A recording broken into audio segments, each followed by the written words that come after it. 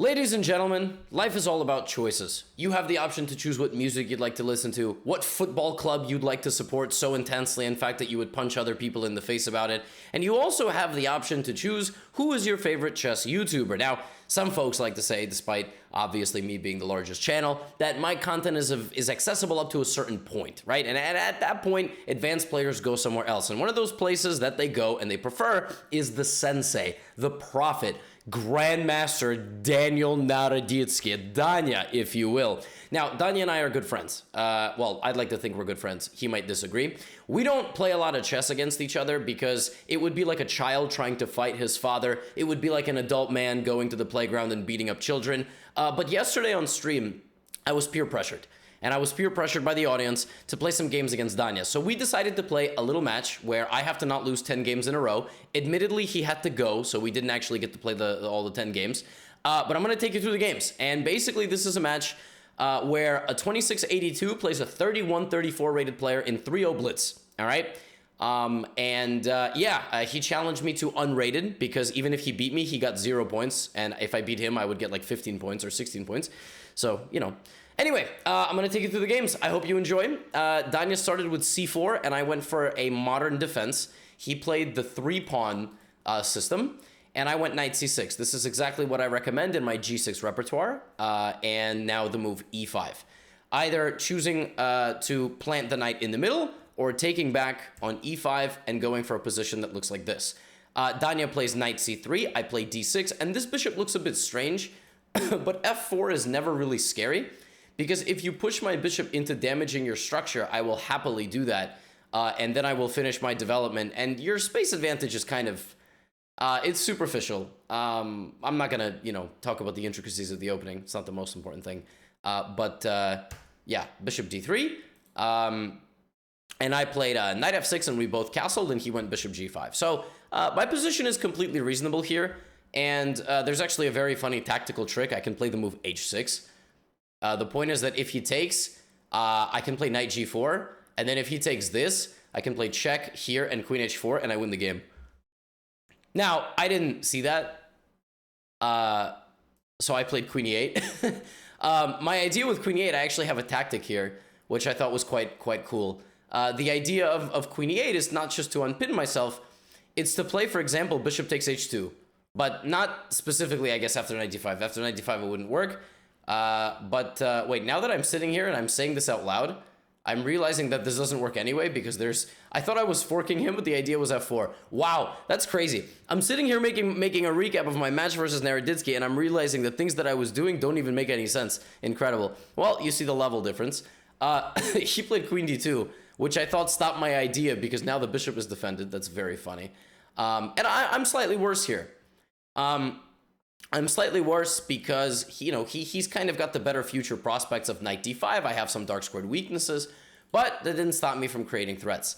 He plays the move h3 here, attacking my knight, and I play f6, trying to go danger levels with him. And I was expecting him to play bishop h4 here. I guess he didn't like something about this position, so he went back to f4. We traded, and I played queen e5. Here, he really shocked me.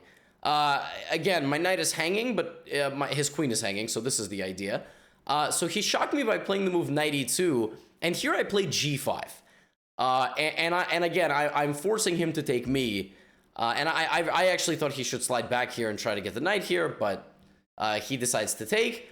And if you just take a quick look at this position, black is not worse at all. It's 0-0-0 on move 18.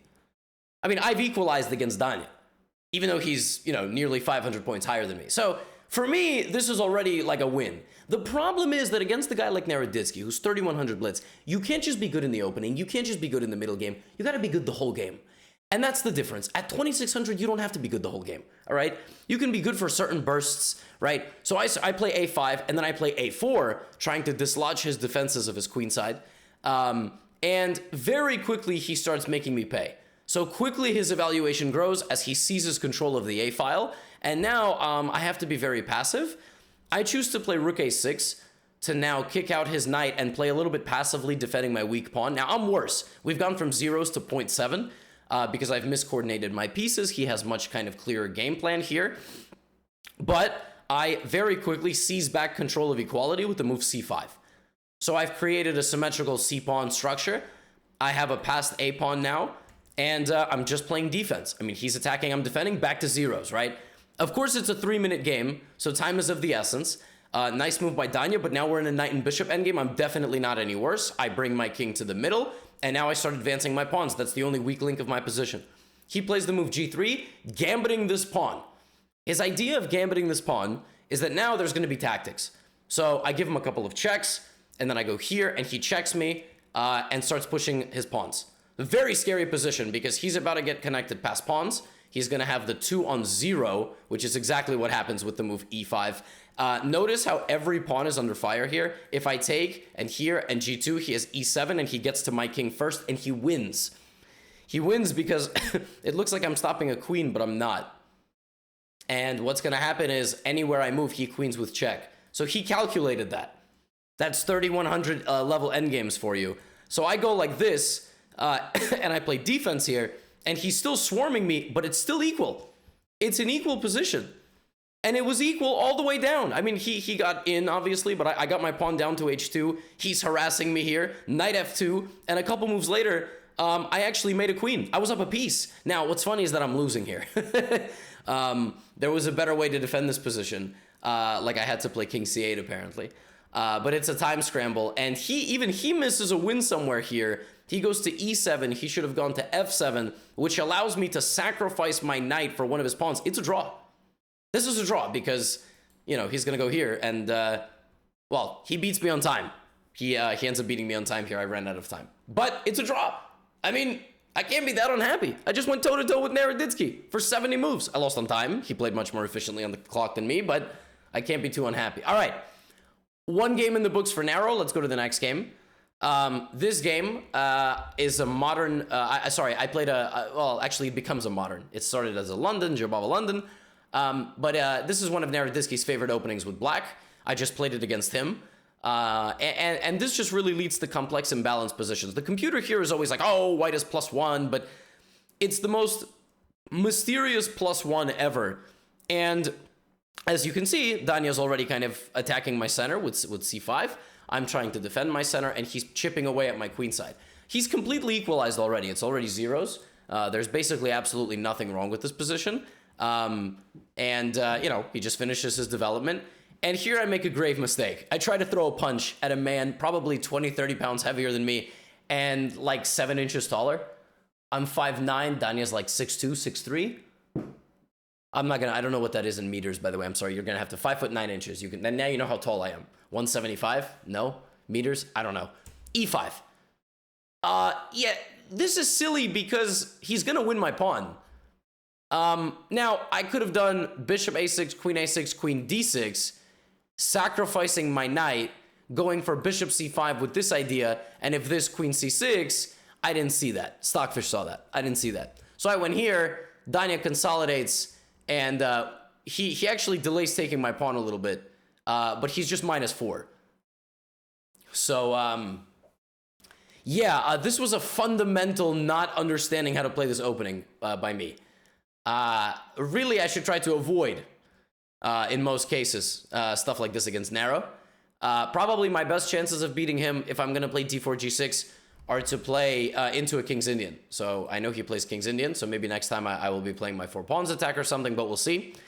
What ends up happening here is just very, very nice, you know, destruction of my center, and I jump forward a little bit too excited. He comes back, plays defense.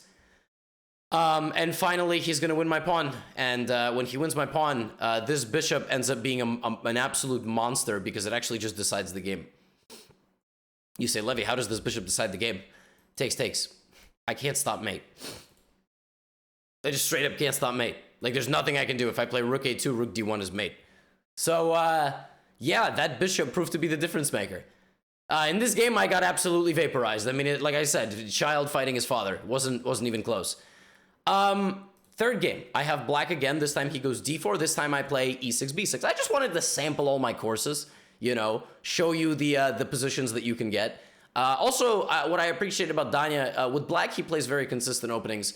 But with white, he always tries to mix it up. That's what I love about these good players. They always try to mix up their openings. So he plays this setup.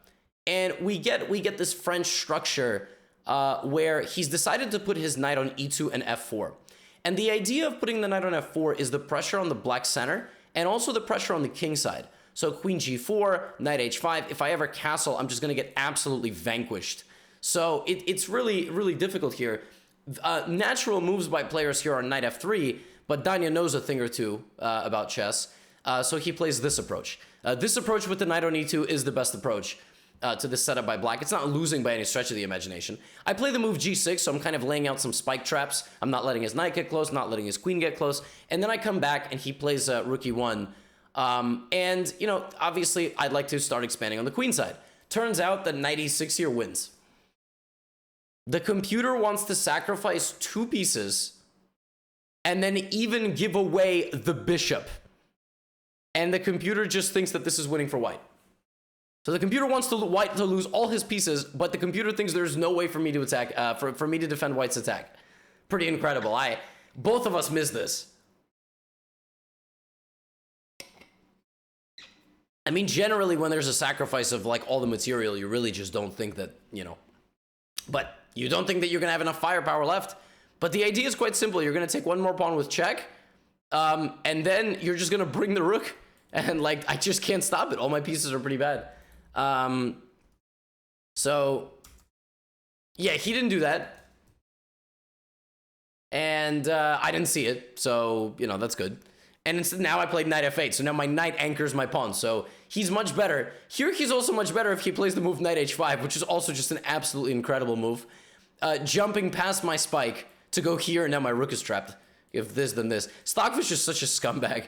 But neither one of us saw that, and then I, you know, here on stream I was like, oh, you know, I don't think I don't think he actually appreciates my position, you know, like I actually think I'm doing quite well. B5, knight a5, knight c4. So I said, you know, b5, knight a5, you know, knight c1, knight c4. Look at me making progress. If he trades, I'm going to open up my light squared bishop. Oh, I'm so good. And I played a bunch of moves here that I just thought made a lot of sense, you know. I didn't play c5 here because I thought he would explode my center.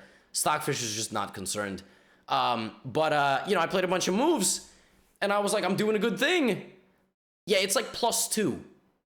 The thing about playing 3100 rated players is that you think you're making progress in a position and you're not. Like, you're just playing moves. You're not getting a better position or a worse position or anything.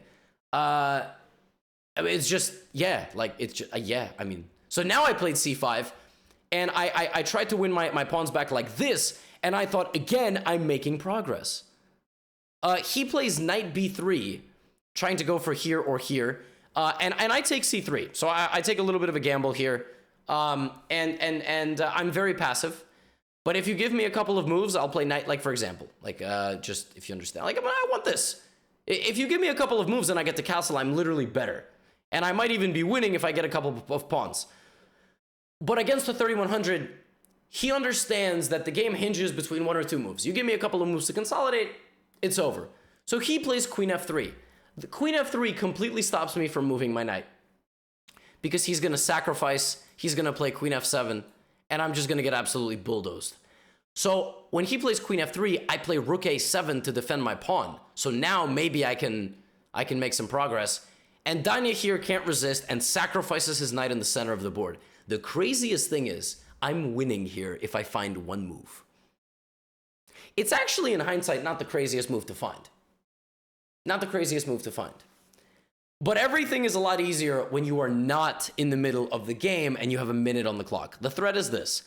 The threat is also knight c6 hitting my rook and maybe queen d8 in the future. The threat is also potentially some sacrifice. Maybe he's going to go here and get to my rook. And in all of this, I got overwhelmed and I went back with my bishop and I blundered mate in 2. I completely missed bishop takes b5 check. And now the mate is coming. And if I block, he takes on f7. So his queen and his 2 rooks cascade, right? Like a waterfall.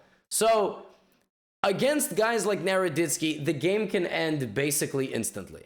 Like it's not, I mean, it literally just in the blink of an eye, the game is over. And it was. One punch knockout power, you know? The move here that stabilizes is knight e6. Because my bishop is defended. I'm blocking the attack on f7, and I'm getting a move closer to castling. He wouldn't have played queen d5 if he saw knight e6, but it's blitz. You play on instinct, and I mean, I don't know if I would have won the game if you played knight e6, you know, maybe something like this. I don't know. Although now rook d7. So knight e6 is a very good move. And, sorry, my sinuses are just, my ears are like stuffed today. It's rough. Allergy season and the bad weather. It's like rain, so my head is all, That's typical. I just, you know, just an aging man. What can I say? So he mates me. It was good while it wasn't. It was good until it wasn't. Now we enter a phase of the match where I actually get some of my best positions. I play e4, he plays the Sicilian, and I go for this fun line a3. And I play this this setup with white, where you go for a very early h4. Danya plays h6, I play h5, and then I chip away, and I get a position that looks like this. This game, now from the opening, obviously I have like no particular advantage. I played a sideline against the Sicilian defense. But I gambit a pawn. So I'm like, Danya, you can take my h-pawn. I have the pressure over here. And he ends up taking my bishop as well. And then he plays bishop e6, back, and long castles. So we've both castled on the same side. I'm down a pawn, but I have some pressure, right? I'm looking at knight d5. I'm looking at knight f5, maybe. Well, I have some pressure against people my level. I do not have any pressure against people his level. So, you know, king goes to b8. I keep moving forward. And he does a pretty decent job of kind of pushing me back, but not without creating weaknesses. Now there are two targets for me, and there is this. So I have the opportunity here to get into an endgame potentially where I'm really not that much worse. He plays d5, and here, for like a small period of moves, I actually outplay him. Bishop b5, he slides back, and I take on d5. This allows him the opportunity to take here and then get this. He also can go bishop g5, but then I was just going to come back. So he takes on b2, and we get this position. And in this position, I completely miss the fact that I have rook h6, queen g7 check, and I can move the same rook here because I'm terrified of my opponent. And when I'm terrified of my opponent, I don't see things. But instead, there's queen f4 check here, and we get into an endgame where even though I'm a pawn down, because I'm so active, I'm really not that much worse at all.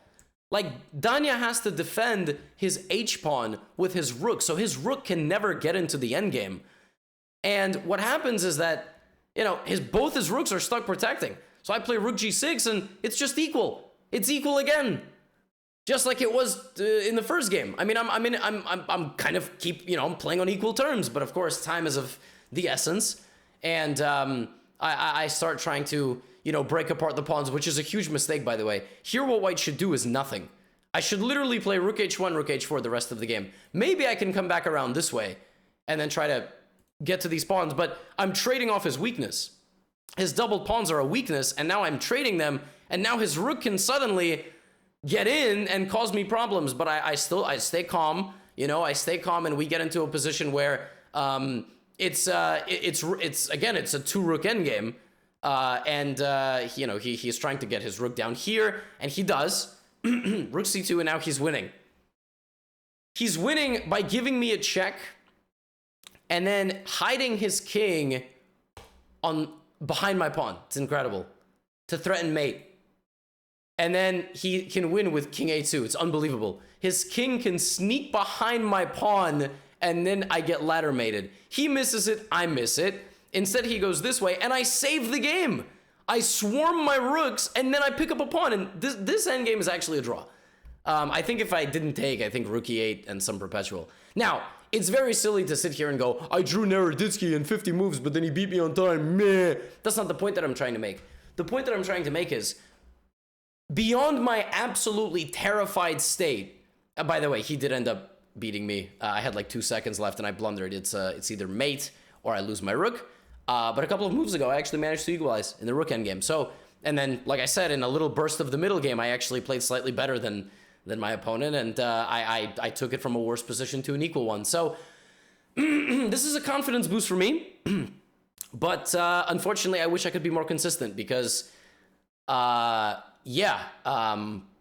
when I'm actually kind of confident, I play pretty well. Fifth game. This time I'm black again, and this time I play my favorite, the Caro. Danya plays the Briar variation. This is like sort of a King's Indian attack. I play a5, he plays a4, and we get just a very normal position where black has absolutely no problems. He plays knight h4, trying to get knight f5. This is a very common idea, and I play the best move. So I play bishop g4, asking him to block my attack. He plays here, and we trade light squared bishops, and then we trade queens, and I slide my bishop back to f8. After 15 moves, I have absolutely no problems. So now, 3 out of 5 games, I have shown that I can actually, equalize against Naro. Now, maybe I'll try to outplay him as well. Haha! Right? So bishop b2, g6, I kick out his knight, and I miss here that I can play d4 and b5, which is just nuts. I thought I was losing a pawn. I'm not losing a pawn because I have knight b4, so that's kind of nice. And I'm also not losing a pawn this way because I have this, and supposedly this is a huge weakness for white. So interesting. I did not see that. Instead, because I'm playing a higher rated player, I'm trying to play solid, which is not always the best strategy, but still it's completely equal position. I mean, I play here, by the way, after bishop b4, I'm just much better. But again, I was thinking, trade the pieces, don't lose. After bishop b4, I have, and if he plays something like rook e2, I can play like this. I mean, it's just crazy. So, yeah. Takes. Sometimes we make our opponents look better than they are because we let them get away with stuff, basically. But it happens to me when I play, when I play very good players. So, rook d7, bishop a5, and we get a 2 rooks and knight endgame. Evaluation 0-0-0. But still plenty of play because we have imbalances in the pawns. And, I take control of the d file. He takes, and he starts trying to bring in the knight. I go trade a rook. It's still zeros. Now, what I have to do here is I have to advance and play on this side. So in a perfect world, I'm not saying this is going to happen, but in a perfect world, I get something like this, and I get a 2-on-1, and then I play the 2-on-1. He has the 3-on-2 on the other side, but I'm very solid, and my pawns are actually much closer. So slowly I'll move them forward, etc. What I did here is I completely lost my mind. So I survived 32 moves of an equal position against Danya, and then the 2600 kicked in, which always happens. When there's a rating imbalance, the lower rated player kind of kicks in. And so first, I advance on the queen side, which is fine. Then here I do some wild stuff. I completely give him control of the center file. Like, I've just spent the whole game covering it. I give it to him. And then I'm thinking I'm weaving some mating net. So I stack my knight and rook in the corner. All he has to do is give me a check and then move his king. Now I have no threats, and he's threatening to paralyze me. Like, he's just threatening this, and I can't move. So I come back, he kicks me out, and he just wins my pawns. And I just lose the game immediately. Like, why? Why did I do that? There was no point. Oh my goodness, it's so painful. Like, during the game, I was like, oh, I'm so genius. Oh my god. Rook a2, rook a1, why? I surrendered control of an entire file. His rook was a ornament standing on a shelf that was just recently dusted off, and then I turned his rook into a gazelle flying into my position. Crazy. Anyway, the final game of today's video. D4, d6, and we have a similar position that we had to in game number 1, but this time I castled faster. And I really was messing around in this game. I mean, I have no idea what I was doing. I hid my knight on c1, so I played knight back to e2 and then knight c1. This is always very useful so you don't get mated. That queen on a5 is not able to mate you. But I'm not better here. Actually in this game I was also quite unhappy because I sort of gave a modern player everything he wants. I gave him no problems in the opening. I played very passively. And he's just got c4. Like, I'm basically a move away from being vaporized, right? So this is very bad. So I take. He takes with the knight so that his knight can jump and then his rook can be open. I play knight b3. Then I trade off his knight and I replace my old knight with a new knight. So now I have a new knight defending my queen side. He plays knight back to d7. That knight is now coming this way. And his bishop is obviously very strong. and maybe he'll go e5, f5, etc. I play e4. The idea of e4 is to bring my bishop back to e3. He plays queen b6. I bring my knight to b3 first, then my bishop here, and now queen c7. And at this point, something flipped in my head. And I was like, I don't actually think I'm any worse. I was worse, but not anymore. So I play bishop d4, trying to trade his bishop. He blocks his own bishop. So I go back, I play h5, I make him lock his king side, and I play bishop a6, rook a8, and drop back to c4. I couldn't take this pawn because we would trade, I would lose this, and this would be defended. But I'm like, wait a minute, I'm not any worse. And what gave it away was that after bishop back to c4, Danya played a move in 1 second. And what I've learned is that very good players, when you're playing blitz, will blitz moves out. Now, it is the best move. He has to guard his pawn. But sometimes they play a little bit too fast. And when they play too quickly, you kind of know that you have a good position. So, bishop d5, rook c8, takes, and I'm like, wait a minute, I'm not actually sure I'm any worse here. So, rook d2, rook d1, I triple up on the d file, rook d8, I play g3, Danya goes rook c8, and I play knight e2, and queen d5, and queen b5. And all of a sudden, he's down a pawn. And not only is he down a pawn, all right? Not only is he down a pawn, there's more bad news. Because I am about to shred it open. f4, best move. Let's go. We are a ball rolling downhill. Now fg, h6, sacrificing the h-pawn to open up the h-file for the infiltration in the future. It's plus 2.7. Narrow plays here. I don't trade knights. I play knight f5 and rook h1. The evaluation is plus 5. Knight back to g7, takes on g5, check, rook f2, I've won NARODITSKY's queen, it's plus 9, but I only have about 15 seconds, 20 seconds, he's got about 30 seconds, I am shaking, I can't keep my hand on the mouse normally, I'm winning a queen, all I gotta do here is play rook f1, queen f3, I start bringing the pieces over here, I should take the knight, I should take the pawn, obviously it's winning, but we're trying to go for mate, so I play rook f1, queen f3, thinking queen f7, but I hang my bishop. Because this is defended. I missed in time trouble that this is protected. Now my evaluation has gone down to plus 1.3. Oh no, I'm gonna throw another game. What am I doing? I also have to not blunder back rank mate. So I'm just running. I'm running around here in the time scramble. I play a3, I take his pawn, and somehow, and I don't know if he allowed this just out of good sportsmanship, or if this happened by accident, but somehow in all the pre-moving, we repeated moves. I didn't lose. I had like 3 seconds on the clock, and this is not a losing position for white, but it's losing when you're playing against the speed demon. But I didn't lose. I didn't lose 10 games in a row. Now, admittedly, Danya also had to go, so maybe he just was like, I gotta go, so it doesn't matter anyway. So thank you for not beating me in another game. But folks, I gotta tell you, 4 games out of 6, I got pretty good positions. I only got destroyed in 2 games.